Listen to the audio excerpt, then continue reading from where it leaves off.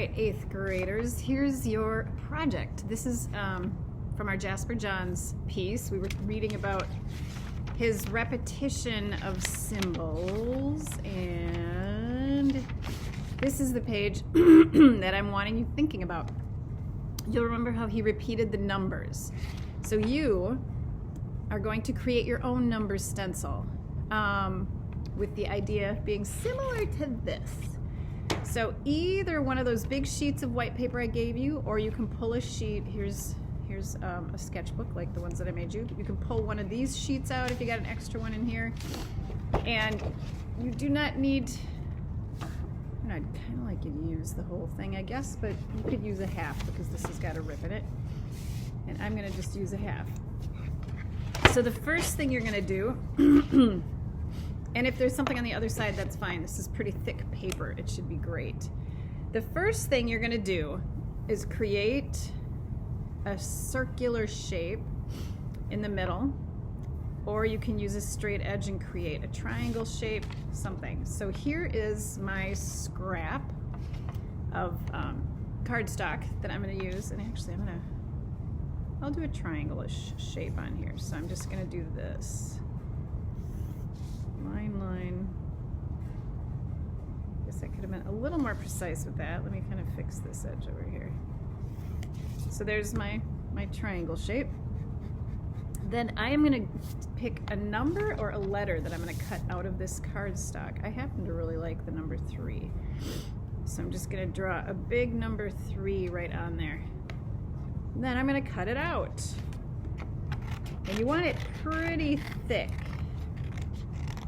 And you can use cardboard from a cereal box, from any kind of, I'm thinking like kitchen cardboard stuff usually, but this is an old postcard that nobody's gonna miss.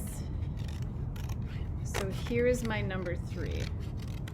And you can do any number you want. Now I'm gonna take my number 3 and I'm gonna trace it over and over again on here. Trace. And I'm going to turn it and trace it again.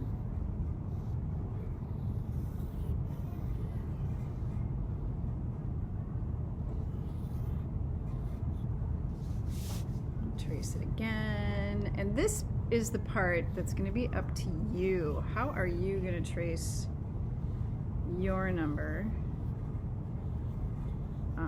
How are you going to flip it? How do you want to turn it? I'm just kind of rotating mine. The important thing here is we're talking about abstract expressionism, which is what Jasper Johns did, and it's the idea of kind of taking some of the emotion out of art and creating rules for your art. Like, what are you going to do? What are the rules for this project? So our rule is one geometric shape, a circle, a triangle, a rectangle in the middle. So that's what I did first there. And then you're creating another design by using your number. So this is my number design. And maybe this number has meaning to you. Personally, I rather like 3s. I've always kind of liked 3s. Okay, how many have I got there? 1, 2, 3, 4, 5, 6, 7, 8.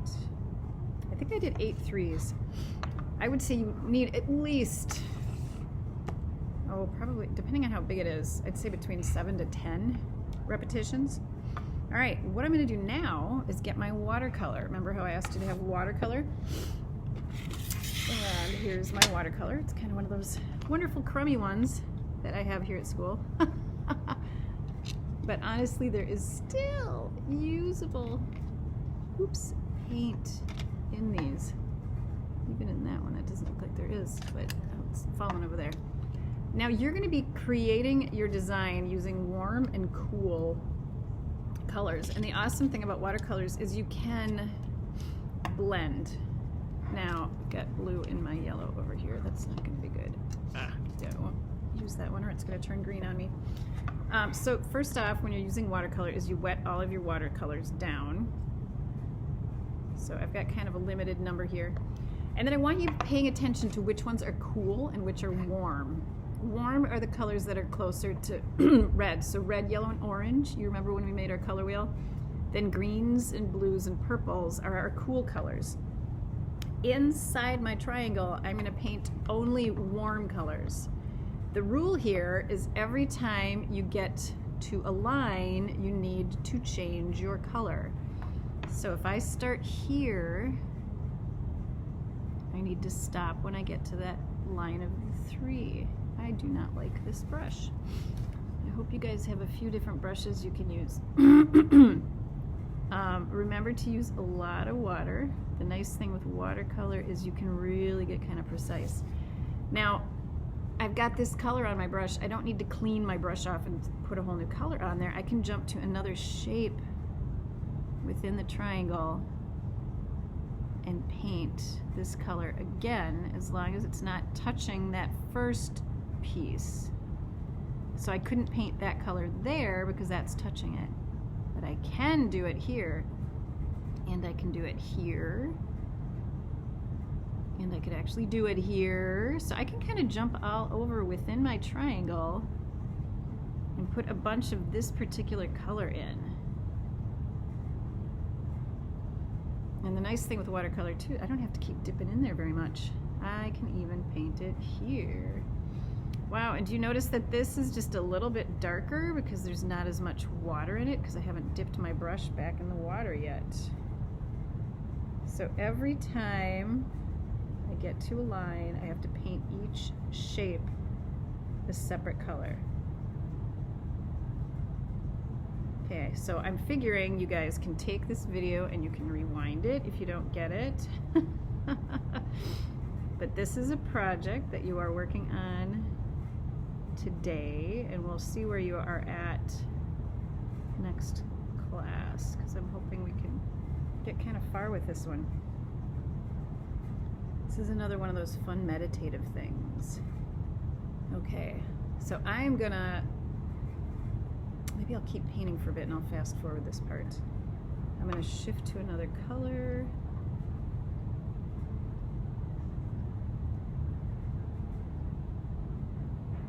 And with watercolor, you want to try not to put too much wet right next to another wet. Let's see, so I'm going to go over here.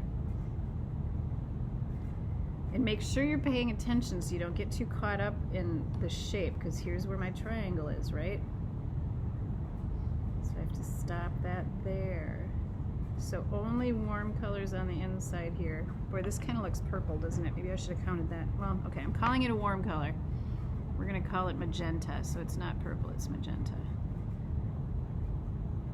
And your color box might be a little different than mine.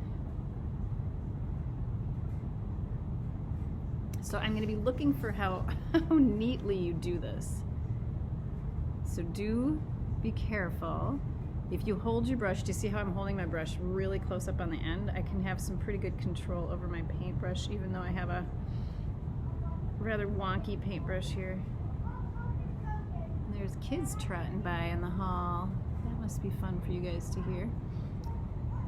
Okay.